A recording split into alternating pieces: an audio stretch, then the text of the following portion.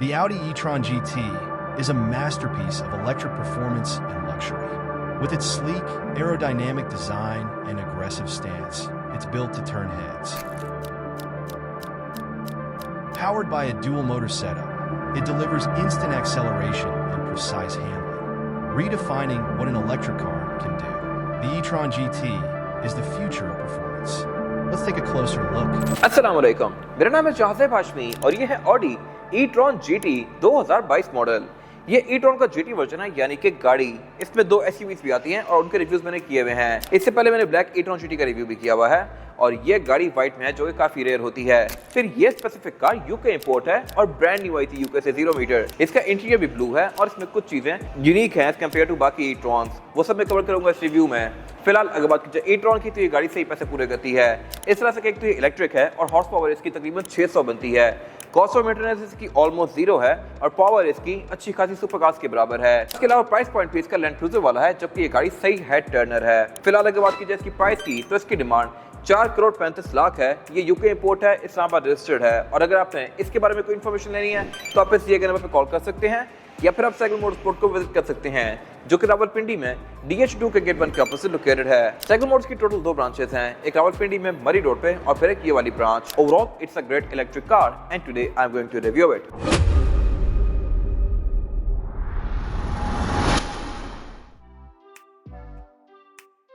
Let's start with the exterior of this car। लेकिन ये review शुरू करने से पहले मेरा चैनल सब्सक्राइब जरूर कर लीजिएगा। मैं रोज ही इस तरह की लग्जरियस कार की वीडियोस लेके आता रहता हूँ। अगर बात की इस गाड़ी के लुक्स की, तो लुक तो इसकी खूबसूरत है, लेकिन बैग इसका कुछ ज्यादा ही खूबसूरत है। बाकी ये गाड़ी क्योंकि व्हाइट है, तो इसमें आपको ये वाला एरिया एक्स्ट्रा नजर आ रहा होगा और उसकी वजह ये है कि ये एरिया बॉडी कलर में आता है। अगर आप ग्रे देखें या ब्लैक देखें e-tron GT, तो उसमें ये एरिया लगता है कि जस्ट ब्लैक ही दिए हुए हैं या ग्रे दिए हुए हैं। लेकिन अगर ये गाड़ी किसी और कलर की होगी, रेड होगी, तो उसमें यहाँ पे रेड आएगा। तो ये मेरे ख्याल से एक डिफरेंट सी चीज है, जो कि आपको सिर्फ किसी कलर वाली कार में नजर आएगी। बाकी ये एरिया से इसमें ग्रे आते ही हैं, तो अगर आप इस गाड़ी को ग्रे या ब्लैक लेते हैं तो ये सारे एरिया छुप जाते हैं। इस गाड़ी में साइड पे भी, बैक पे भी और फ्रंट पे भी कुछ ग्रे और ब्लैक फ्रिल्स दी गई हैं, जो कि ब्लैक में बिल्कुल ही छुप जाती हैं। तो मेरे ख्याल से कलर में e-tron GT लेना ज़्यादा बेहतर ऑप्शन है। बाकी इसके अलावा इसकी जो हेडलाइट हैं, ये 22 ट्रेडिशनल लैंप के साथ हैं और इसके अलावा इसमें फिर ये ऊपर DRL दी गई हैं, जो कि एक सीक्वेंशियल इफेक्ट के साथ ऑन और ऑफ होती हैं। अगर मैं इस गाड़ी को लॉक करता हूँ तो ये ऑफ हो गई हैं, अनलॉक करने पे सीक्वेंशियल इफेक्ट देती हैं इंडिकेटर्स का, और इसके अलावा वैसे भी आप इसको कुछ टाइम बाद अनलॉक करेंगे तो ये एक ट्रांजिशन इफेक्ट के साथ ऑन होती हैं। बाकी इसके फ्रंट पे फीचर्स के नाम पे पार्किंग सेंसर्स दिए गए हैं और फ्रंट कैमरा दिया गया है। इसमें 360 डिग्री कैमरास भी आते हैं। इसके बम्पर में नीचे कुछ ब्लैंक स्लॉट्स दिए गए हैं। ये बेसिकली इसके वो फीचर्स हैं जो कि आप ऐड ऑन करवा सकते हैं, बट इस गाड़ी में नहीं लिए गए। तो यहाँ पे ये ब्लैक रखे गए हैं। ये चीज़ें RS में कंपनी से आती हैं या फिर इसमें आप ऐड ऑन करवा सकते हैं।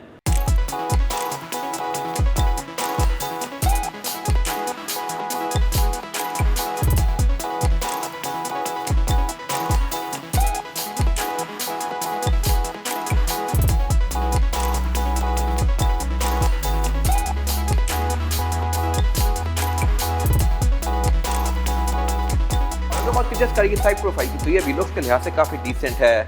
रिम इसमें अच्छे खासे मैसेज दिए गए हैं, एग्जैक्ट फिगर्स में कवर करूंगा आगे जाके। और इसके अलावा इसमें चार्जिंग पोर्ट्स यहाँ पे भी दिए गए हैं और लेफ्ट पे भी दिया गया है। और इसकी वजह यह है कि एक चार्जिंग पोर्ट सुपर फास्ट होता है, एक चार्जिंग पोर्ट नॉर्मल होता है घर में चार्ज करने के लिए। और ये गाड़ी obviously super fast charging support करती है। अगर आप इसको सुपर चार्जर पर चार्ज करेंगे तो ये तकरीबन आधा घंटा या 40 मिनट में 10% से 100 हो सकती है। अगर आप घर पे चार्ज करेंगे तो ये गाड़ी 7 से 8 घंटे लेगी, डिपेंडिंग अपॉन द चार्जर। 3 से 4 घंटे भी हो सकते हैं अगर आपका चार्जर बड़ा है तो। जो ये इसके पोर्ट के जो मुंह हैं, ये अलग अलग होते हैं हर कंट्री के हिसाब से। जापान का अलग होता है, यूके का अलग होता है, जर्मनी का अलग होता है। इसके अलावा अगर गाड़ी चार्ज हो रही होगी तो यहाँ पे इंडिकेशन दी गई है।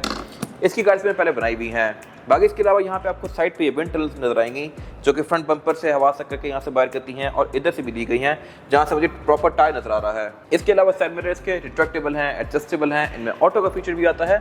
और इसके अलावा हाइट के लिहाज से भी ये गाड़ी अच्छी खासी लो है। और अगर बात की जाए इसकी एब्सोल्यूट साइड प्रोफाइल की, तो ये भी लुक्स के लिहाज से काफी खूबसूरत है। ये गाड़ी ग्राउंड क्लियरेंस के लिहाज से भी काफी लो है, तो पाकिस्तान में शायद आपको थोड़ा सा तंग करे, लेकिन ऑब्वियसली एक डेली ट्रेवल कार तो होने नहीं वाली जिसमें 5 लोग बिठा के आप शॉपिंग करने जाएं। ये वीकेंड कैटेगरी ये कार्स हैं। बाकी इसमें डोर्स भी वाटरलेस आते हैं, यानी कि अगर मैं इसको खोलूंगा तो इसकी विंडो थोड़ी सी रोल डाउन होगी और फिर डोर खुलेगा। और ये जब फ्री रोल डाउन हुई भी होती है तो इस गाड़ी की लुक काफी अच्छी आती है।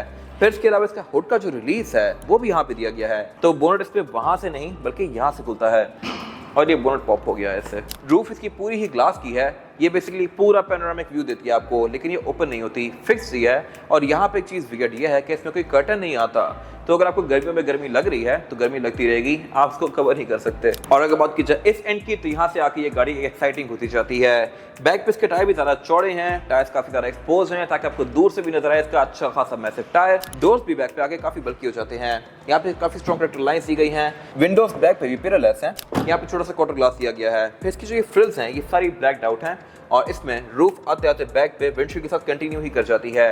हैं ये अलग अलग पीसेस, लेकिन लुक इनकी काफ़ी स्मूथ और फ्लश सी आती है।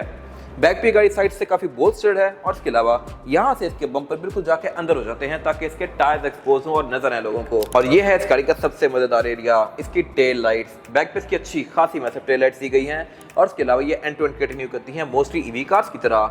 ऑन भी ये ट्रांजिशन इफेक्ट के साथ होती हैं, ऑफ भी एक बड़े मजेदार इफेक्ट के साथ होती हैं। और इसके अलावा बैक पे अच्छा खासा बड़ा डिफ्यूजर दिया गया है जो कि ऑब्वियसली इतनी तेज गाड़ी पे मस्त है। बैक पे इसमें कोई एग्जॉस्ट नहीं दिए गए, इसका कोई एग्जॉस्ट नोट नहीं है क्योंकि ये ईवी है, लेकिन बाकी इसमें सब कुछ बहुत बेस्ट है। इसमें क्या आप ये हिडन स्पॉइलर दिया गया है जो कि आप अंदर से रेस कर सकते हैं, लेकिन इसका मकसद स्ट्रिक्टली स्पॉइलर वाला है। ये ऐसा नहीं है कि आप इसको उठा के गाड़ी की लुक को बेहतर बना लें, उठा सकते हैं अंदर से आप, लेकिन ये बिल्कुल ज़रा सा रेस होता है और वो भी उसका पर्पस ये है कि इसको साफ करने के लिए अंदर से आप रेस कर सकते हैं, वरना ये रेस रहता नहीं है। ये गाड़ी जब एक सर्टेन स्पीड क्रॉस करेगी तभी ये ओपन होगा या फिर इमरजेंसी ब्रेकिंग में डिप्लॉय होता है। फिर इसमें ये बैक पे अलग से ग्लास का पैनल दिया गया है जो कि डिग्गी के साथ ही ऊपर जाता है। बैक पे पार्किंग सेंसर्स ऑफर करती है और इसके अलावा अगर बात कीजिए ट्रंक की, तो टेलगेट गाड़ियाँ पावर्ड आता है जो कि ऑल द वे अप जाएगा लाइक दिस। और ट्रंक भी इसकी डिसेंट है। यहाँ पर आप 3 से 4 लोगों के सामान आसानी से एडजस्ट कर सकते हैं। अगर यहाँ चार्जर ना पड़ा हो, चार्जर का बैग इसका काफ़ी बल्कि सा है, तो ये निकाल के आप आराम से सामान रख सकते हैं। जब ये पड़ा हो तो यहाँ पे 1-2 लोगों के बड़े सारे बैग्स आ जाएंगे। और इसके अलावा इसमें कोई ऑब्वियसली स्पेयर टायर नहीं आता, यहाँ पे सिर्फ पंक्चर रिपेयर किट दी गई है। बैग पे इसका बैटरी पैक आता है। बाकी फिर इसमें रेयर बेंचेस 60-40 के स्प्लिट के साथ हैं। आप इनको फोल्ड करके इसकी ट्रंक कैपेसिटी को और ज़्यादा स्पेशियस बना सकते हैं। और इसके अलावा ट्रंक के अंदर भी ये प्रॉपर मैटिंग दी गई है।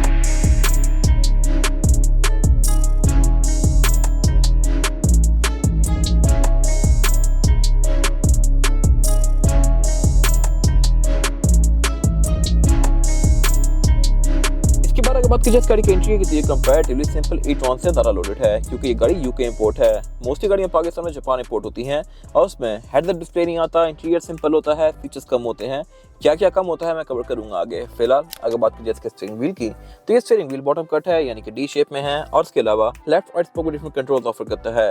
लेफ्ट पे जो कंट्रोल्स हैं यहाँ से आप इसकी ये मीटर की स्क्रीन के बीच में नेविगेट कर सकते हैं। राइट पे जो कंट्रोल्स दिए गए हैं यहाँ से आप इसके ये मल्टीमीडिया के बीच में नेविगेट कर सकते हैं। बाकी इसमें पैडल शिफ्टर्स भी दिए गए हैं, लेकिन ऑब्वियसली ये गियर्स के नहीं है क्योंकि इसमें इंजन ही नहीं आता। इस पैडल शिफ्टर से आप बेसिकली इसकी रीजनरेटिव ब्रेकिंग को एडजस्ट कर सकते हैं अपनी मर्जी के लिहाज से। अगर मैं इसको प्लस माइनस के बीच में स्विच करूंगा तो यहाँ पे आपको ये चार्ज शो हो रहा है, लाइक ये इसकी जो लाइन है ये फ्लक्चुएट करती है इससे, इस तरह से। अगर बात की जाए मीटर की, तो मीटर ये पूरी स्क्रीन है जो कि हाईली कॉन्फ़िगरेबल है। इसकी आप थीम्स को भी चेंज कर सकते हैं और कलर्स को भी चेंज कर सकते हैं। अभी जैसे ये व्यू का बटन दिया हुआ है स्टीयरिंग पे, अगर मैं इसको प्रेस करूंगा तो इसके डायल्स छोटे हो जाएंगे और उसके अलावा सेंटर की जो इन्फॉर्मेशन है ये बड़ी हो जाएगी। और इसके भी बहुत सारे डिफरेंट मेन्यूज़ हैं, ये आपको बहुत सारी चीज़ें शो करती है यहाँ पर, जैसा कि इसकी रेंज, ट्रिप्स, एवरेज किलोमीटर पर लीटर, गाड़ी के बहुत सारे सेंसर्स वगैरह को आप यहाँ से ऑन ऑफ कर सकते हैं। और उसके अलावा एक रिड्यूस डिस्प्ले का बोर्ड भी दिया गया है जहाँ से आप इसके डिस्प्ले को बिल्कुल सिंप्लीफाई सा कर सकते हैं। लेफ्ट पे इसके एक ये कंट्रोल दिया गया है जहाँ से आप इसकी हेडलाइट्स का टिपर दे सकते हैं और उसके अलावा नीचे क्रूज कंट्रोल दिया गया है। क्रूज भी इस गाड़ी में एडॉप्टिव आता है। इसके मीटर की हाउसिंग पूरी ही लेदर की फिनिश में है और उससे पीछे इसका हेड्स अप डिस्प्ले दिया गया है। मैंने इससे पहले 2 ई-ट्रॉन्स देखी हुई हैं, एक का मैंने रिव्यू भी किया हुआ है। उन दोनों में हेड्स अप डिस्प्ले नहीं था क्योंकि वो गाड़ियाँ जैपनीज इंपोर्ट थी। यूके इंपोर्ट वाली कार में ये दिया गया है और ये गाड़ी आरएस नहीं है, सिंपल गाड़ी होते हुए भी इसमें ये चीज़ें हैं। फिर इसके अलावा इसका डैशबोर्ड है भी अच्छा खासा बड़ा और ये ग्रे और ब्लू के कॉम्बिनेशन में है जो कि अगेन इसी गाड़ी में देखा है मैंने, वैसे ये यूजुअली ब्लैक होते हैं।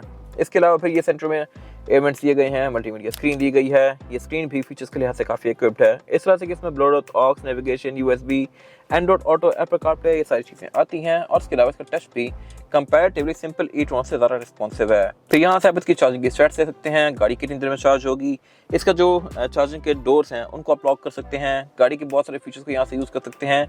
इसकी सीट को आप एडजस्ट भी यहाँ से कर सकते हैं अपनी मर्जी के लिहाज से। गाड़ी की जो ये ग्रिप्स हैं साइड्स की, उनको यहाँ से आप इन्फ्लेट डिफ्लेट कर सकते हैं। इसके अलावा फिर नीचे इसका क्लाइमेट कंट्रोल दिया गया है।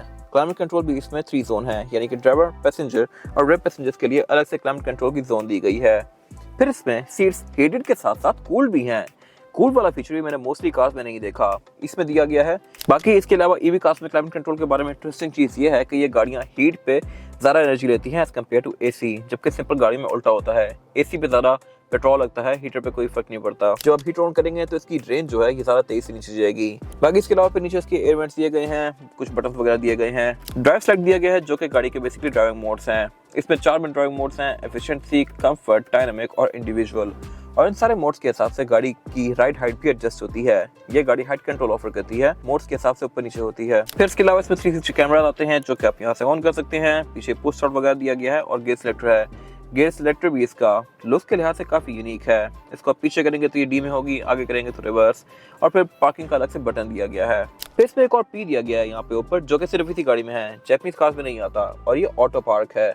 ऑटो पार्क में गाड़ी को थोड़ी स्पेस चाहिए होती है जहाँ पे ये गाड़ी खुद पार्क असिस्ट को यूज करते हुए पार्क हो सकती है। फिर इसके अलावा यहाँ पे एक ये स्लाइडर दिया गया है बेसिकली, जो कि मल्टीमीडिया को कंट्रोल करता है। यहाँ से आप गाने आगे पीछे कर सकते हैं। वॉल्यूम अप डाउन करने के लिए आप इसके ऊपर स्वाइप करेंगे सर्कुलर शेप में, जैसे कि आप एयरपोर्ट्स में करते हैं। बाकी यहाँ कप होल्डर दिए गए हैं, सेंटर कंसोल दिया गया है जो कि बहुत छोटा सा है।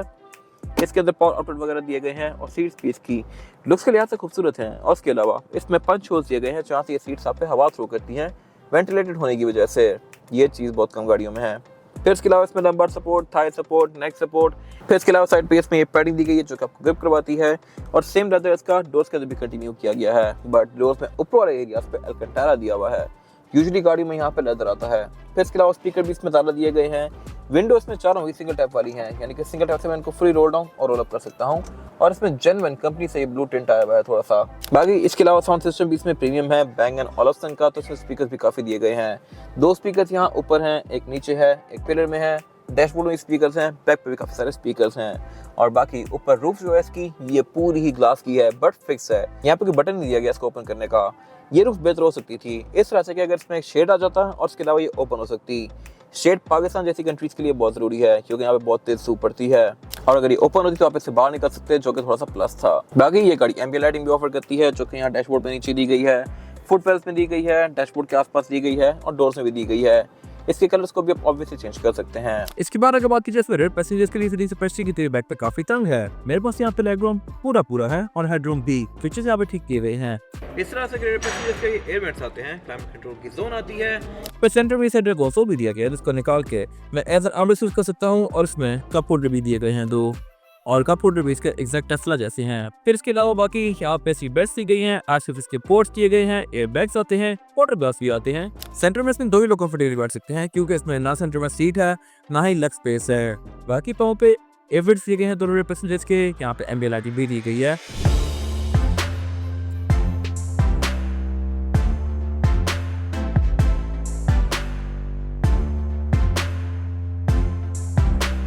इसके बाद अगर बात की जाए इस गाड़ी के अंडर द हॉट सिचुएशन की, तो यहाँ भी चीजें काफी इंटरेस्टिंग हैं। इस वजह से कि यहाँ पे फ्रंक दिया गया है।